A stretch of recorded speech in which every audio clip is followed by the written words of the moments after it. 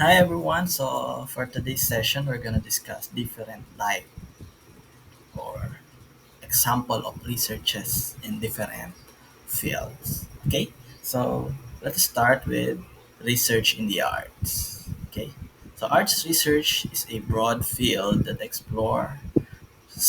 explores diverse topics in creative expression, encompassing a wide range of disciplines, including visual arts, performing arts, and literature.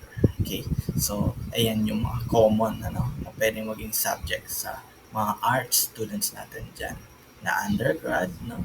Or under the arts and design track sa senior high school.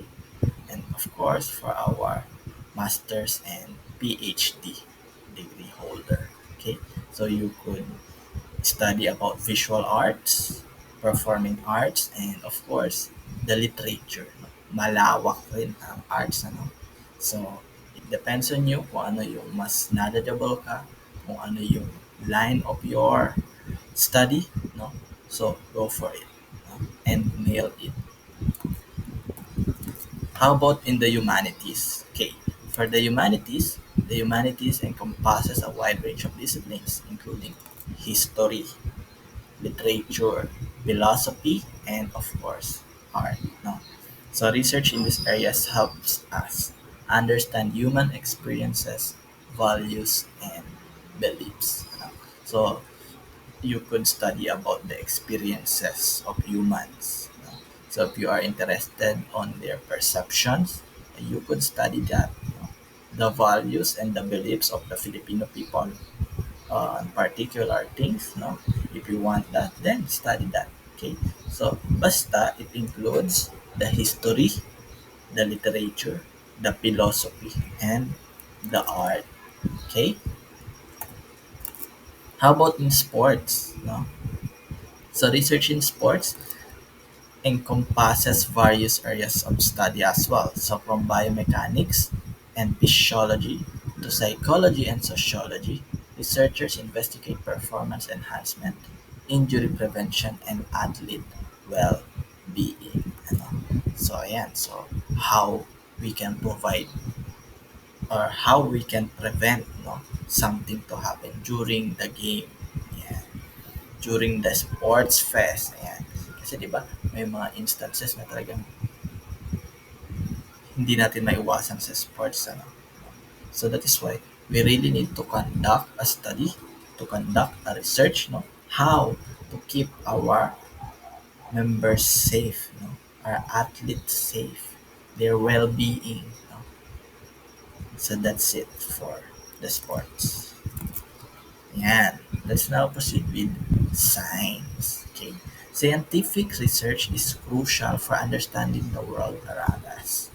It involves systematic investigation and experimentation to discover new knowledge and solve problems. Yan. So, common yan sa science. So, we are studying to discover new ideas. Okay? So, mga scientists natin. So, discovering new mammals, new species. No? So that is part of science. So marami pa. Malawak ang science. If you are in the field of science, you have a lot of choices to study. No? Research in business. Okay, business research encompasses a wide range of topics from marketing and finance to operations and strategy. No? It seeks to understand and improve business practices, operations, and decision making. So, just for instance, in marketing, you want to study what is the best thing to do to market this particular product. Okay, of course, the operations, how to save money in operating a business. Okay, so that's it. In decision making as well. No? As a leader, what should you do no?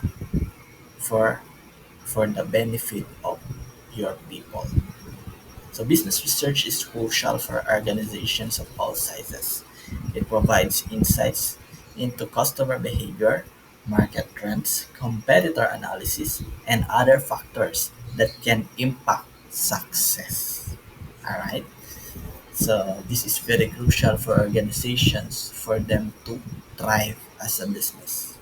Okay, because it provides insights to their customers' behavior. Yeah, and what is really happening in the market. ah. So through this as well, you could analyze your competitors. Ano yung ginagawa ng competitor mo na hindi mo ginagawa so that you can do it as well. Ang sa gayon ay kumita ka rin like what your competitor is having or benefiting from. Okay? Okay, we also have research in agriculture and fisheries. Okay, in agriculture and fisheries seeks to understand and improve food production practices. It encompasses a wide range of disciplines, including plant and animal science, soil science, and environmental science. Okay, so that is in agriculture, fisheries. Yan yung mga focus natin dyan. Paano ba tutubo ang halaman ng mas mabilis? Ang mga pananim ng mabilis, yung pag-aaral sa mga soil and of course the environment.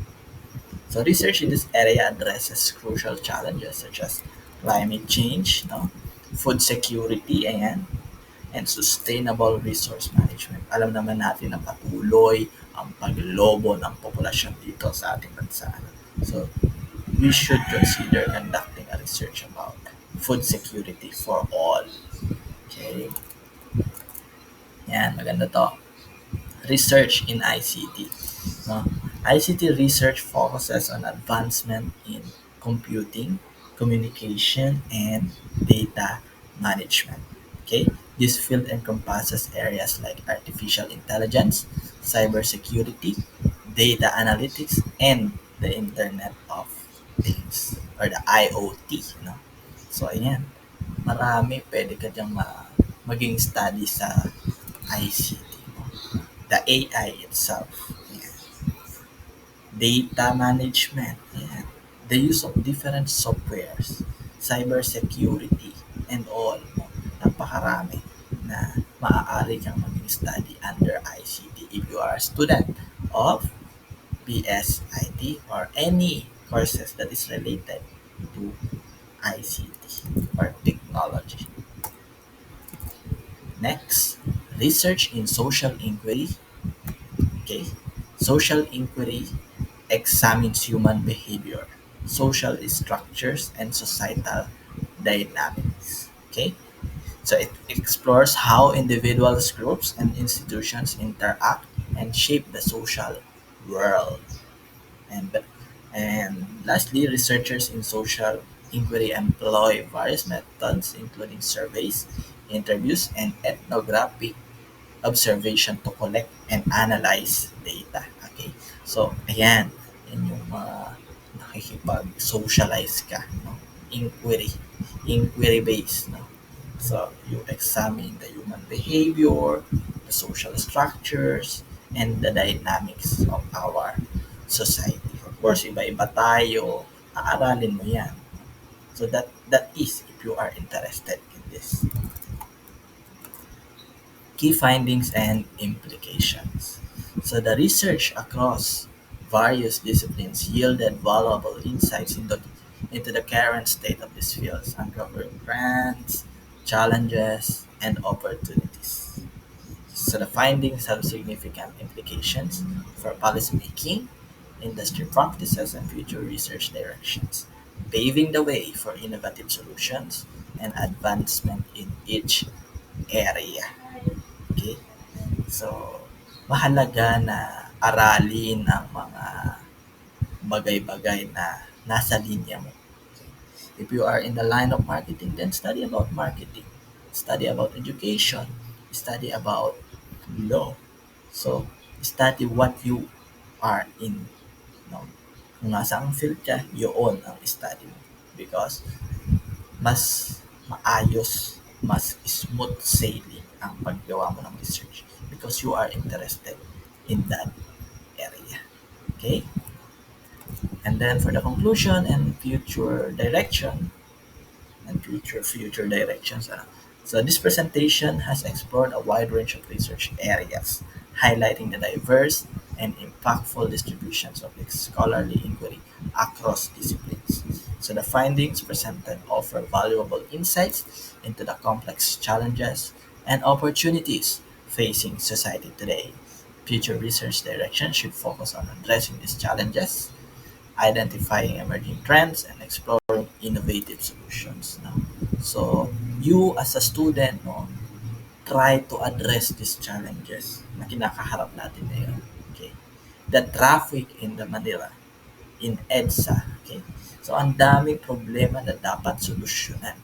So I hope, no, to our future students and to our current students, no, address these challenges, no, these emerging trends, no, explore new ideas and solutions. Okay, so I hope that you have learned a lot in this session. Thank you so much for tuning in. I hope that you already subscribe in our channel. I'll see you again on our next session. Bye bye. You might go. Bye bye.